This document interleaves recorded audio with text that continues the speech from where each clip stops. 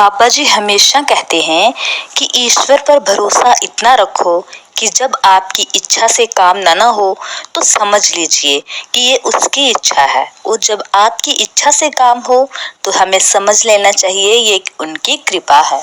बाबा जी ये भी कहते हैं कि मन को भटकने देना चाहिए, पर आप अपना भजन सिमरन करते रहिए। परमात्मा की याद में बिताया हुआ हर पल आपके हिसाब में जमा होता रहेगा। पूर्ण गुरु के बिना हमें प्रभु का प्रेम कभी भी प्राप्त नहीं हो सकता। अगर हम सतगुरु से प्रीति कर लें और उनके हो जाएं, तो परमेश्वर भी अपने आप हमारा रखवाला बन जाता है।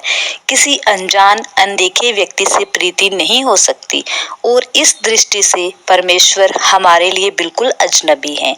पर उसने हम पर दया की है और हमें अपने पूर्ण सतगुरु दिए हैं, और उन पूर्ण सतगुरु के सहारे ही हमारा परमात्मा से मिलाप हो सकता है। हम कहते हैं कि अकेलापन और एकांत एक ही चीज है, लेकिन बहुत फर्क है अकेलेपन और एकांत में। अकेलापन इस संसार में सबसे बड़ी सजा है और एकांत सबसे बड़ा वरदान है।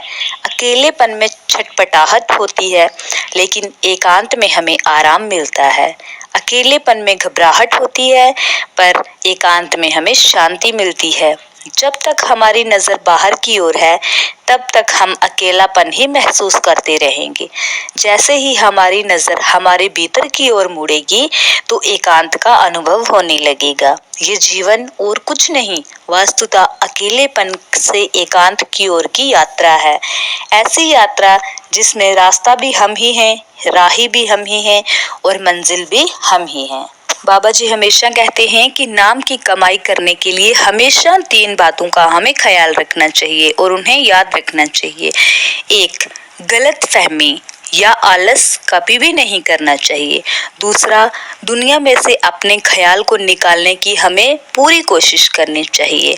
और तीसरा, नाम की कमाई को अपने अंदर हजम करना चाहिए। लोगों के सामने दिखावा नहीं करना चाहिए।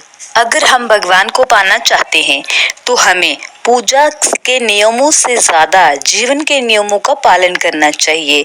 जैसे किसी दूसरे के साथ दुर्व्यवहार मत करिए, किसी का दिल मत दुखाइए, किसी दुखिया को मत सताइए, क्योंकि ईश्वर किसी सिद्धांत वाले पुजारी की सुने या ना सुने, लेकिन वह हर दिल की सुनता है जो निष्पाप और निश्चल होता है।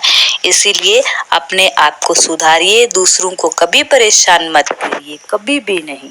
अगर हम चाहें कि हम एक अमीर बादशाह बनकर उस परमात्मा को पा सकते हैं, लेकिन ऐसा कभी नहीं हो सकता। हमें उस परमात्मा को पाने के लिए बादशाह नहीं, प्यार का भिखारी बनना पड़ेगा।